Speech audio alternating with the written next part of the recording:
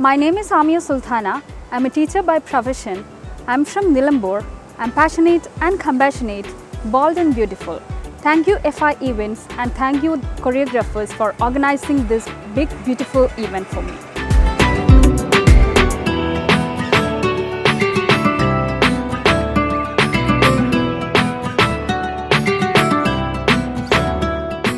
Good evening, ladies and gentlemen. I am standing here before you to make a small speech on the awareness of mental health. Make impossible the possible, dealing with bipolar disorder. Just 3 weeks ago, this lady, standing so confidently and so proudly before you, was sitting on the stairs of Focus Mall, crying so loudly like a maniac. I was crying so loud, I was weeping so badly that people began to gather. Minutes later, I somehow gained consciousness and I managed to escape from the place. For a whole week, I entered into a depressive mode and I never thought I would be standing here because later, because after 2 weeks, I got suicidal. Facing a bubbly, energetic, and lovely crowd who are so talented seemed so embarrassing for me. The very thought was so fearsome. It was only 1 week later that I regained my mental strength, trying so relentlessly. And I decided to make a speech on the very traumatic disorder that I am living with. And coincidentally, October 10th was Mental Health Awareness Day. My name is Amia Sultana. I am a teacher by profession. I got diagnosed with bipolar disorder very late in my life. It was subclinical. But I've been suffering from this disorder through the whole life. People often confuse bipolar disorder with mood swings. A few days ago, I was talking to my friend about this, and he was like, "Oh, my wife gets mood swings on her period days. That's not a big deal. Why you are making a fuss about this? See the awareness we have on mental health."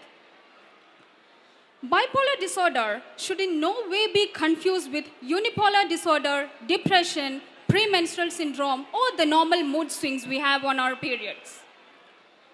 Bipolar, as the name suggests, is associated with episodes ranging from depressive lows to maniac highs.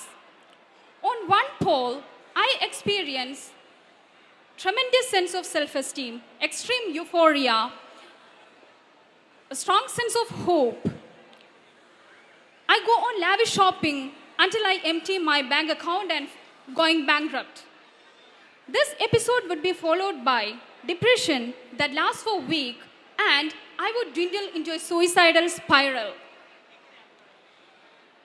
Living normal, that is, the space between depression and mania, is so impossible for me actually.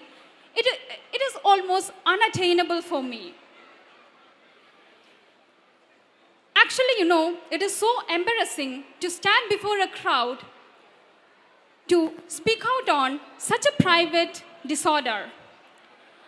So why am I coming out in front of all of you?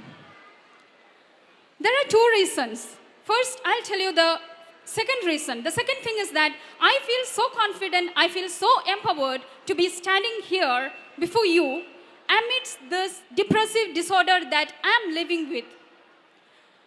But that is strictly private, that is personal. And the second thing is that, have you ever thought, what if you have a daughter, a son, a sister, a brother, mother, a father, a colleague, or an employee who is suffering and struggling from this disorder? Have you ever thought about that? Now this becomes really, really important.